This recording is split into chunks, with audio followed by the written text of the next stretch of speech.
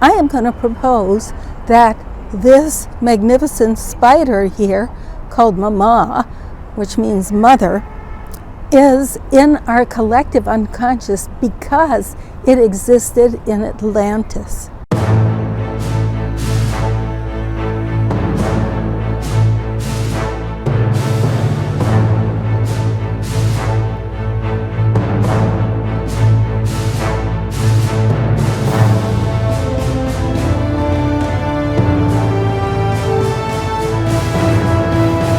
Collective unconscious. You've probably heard of Carl Jung. He's the guy who studied the human psyche.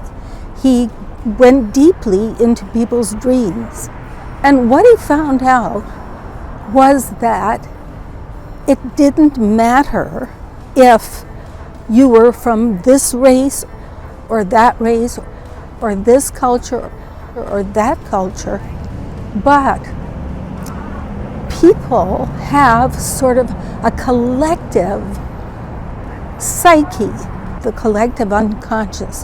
What he said was, just like human beings physically are the same, head, arms, legs, walking around on 2 feet, in the same way their psyches are the same. It turns out that at a deep unconscious level, we all have very similar sort of ideas. And for example, he called these ideas archetypes. So for example, there's the archetype of the mother or the archetype of the hero. All cultures have stories about a hero. So that's an example of the collective unconscious. Well, I am going to propose that this magnificent spider here, called Mama, which means mother, is in our collective unconscious because it existed in Atlantis.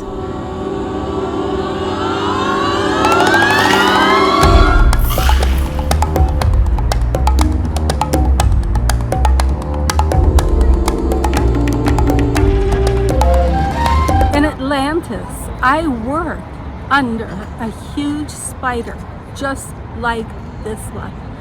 And in Atlantis, I was about this small compared to how huge this marvelous sculpture of this spider is here in Ottawa, Canada.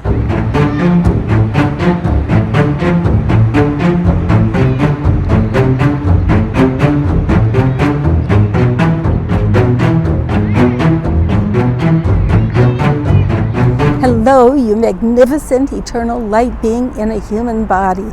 It's Carol Chapman. I'm the author of When We Were Gods, a chronicle of my past life memories of Atlantis. So, getting back to the collective unconscious, the reality is that unlike most spiders, which has its body close to the ground and its legs up in the air like this image, this particular art spider, this sculpture with its body high up in the air, people throughout the world resonate with this image.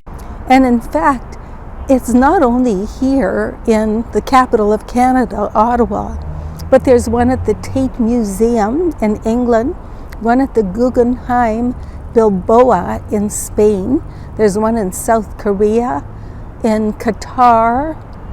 Gosh, I can't remember all of them, but there's 7 or 8 places, including a couple of art galleries in the U.S., I think one in Arkansas.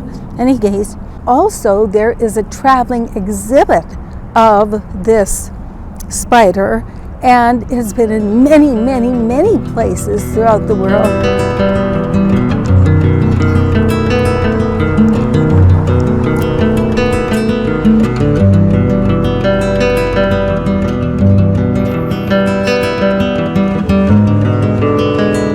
Including, here's an image of one at the Art Museum in Mexico City. So it is very popular because it's been traveling in art museums all over the world, plus there are 7 or 8 museums where it is permanently. So I'm wondering if people resonate with this spider so much. For some reason, this type of spider with the body high up in the air, people love so much. Do you know, the National Gallery here in Canada paid $3.2 million for this spider. So they obviously think it's valuable, and I would imagine the other galleries paid a lot of money for it as well. So people throughout the world think it's valuable, and I wonder if it's because deep in our subconscious mind, we have an image of this spider from Atlantis. So in my next video, I'm going to talk about my past life memories of Atlantis. Toodaloo. Bye-bye.